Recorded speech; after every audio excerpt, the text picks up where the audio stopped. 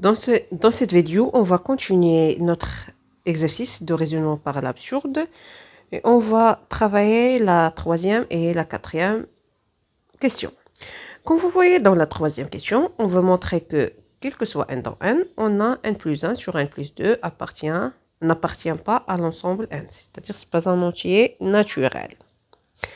Alors, on peut travailler cette question d'une manière directe en utilisant le raisonnement déductif, c'est-à-dire on peut dire qu'on a n plus 1, elle est inférieure strictement à n plus 2.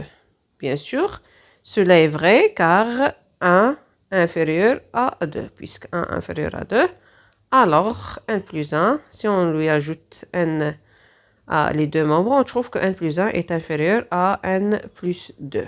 D'où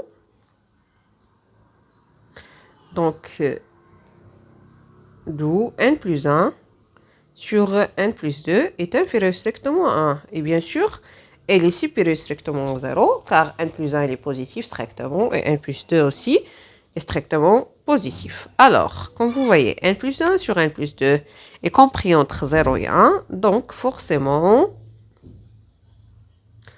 on peut dire que n plus 1 sur n plus 2 n'appartient pas à l'ensemble n, car il n'existe aucun entier naturel qui est compris strictement entre 0 et 1. Donc, il n'existe aucun entier naturel qui est compris strictement entre 0 et 1, d'où n plus 1 sur n plus 2 n'appartient pas à l'ensemble n. Donc, comme vous regardez, en utilisant le raisonnement déductif, c'est très simple à démontrer. Mais nous, dans notre exercice, ce qui est demandé, c'est d'utiliser l'absurde. Donc, on va voir la deuxième méthode. C'est ce qui est demandé, c'est d'utiliser l'absurde. Donc, pour utiliser l'absurde, soit n dans l'ensemble n, qu'est-ce qu'on va faire? On va supposer le contraire de ce qu'on veut montrer. Donc, on suppose que la négation qui est vraie. On suppose que la négation de ce qu'on veut montrer qui est vrai. C'est-à-dire, on va supposer que n plus 1 sur n plus 2 appartient à l'ensemble n. Qu'est-ce que ça veut dire n plus 1 sur n plus 2 appartient à l'ensemble n?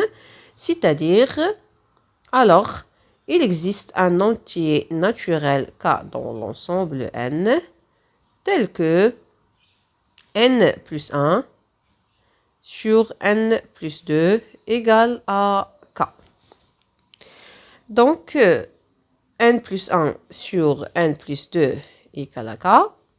Cela ne donne que n plus 1 égale à k fois n plus 2. On a multiplié les deux membres fois n plus 2. Et cela ne donne que n plus 1 égale à kn plus 2k. Donc, on voit ici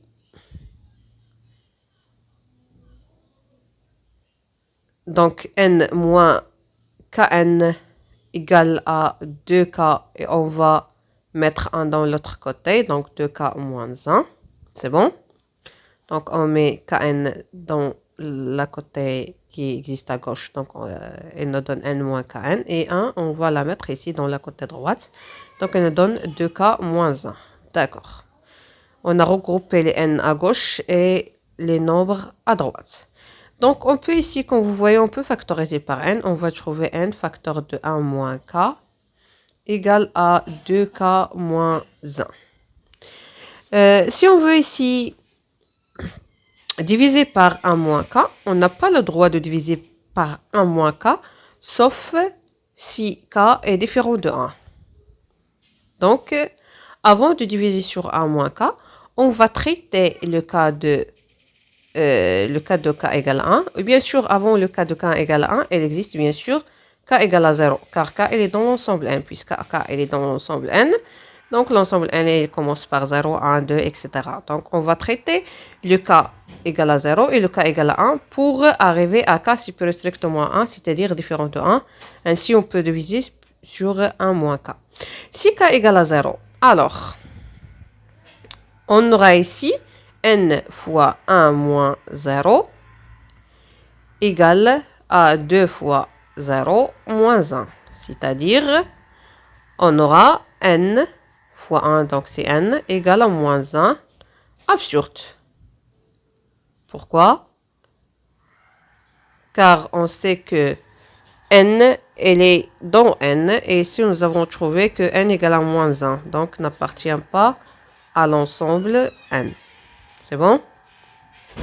Pour k égale à 1, si k égale à 1, alors qu'est-ce qu'on trouve?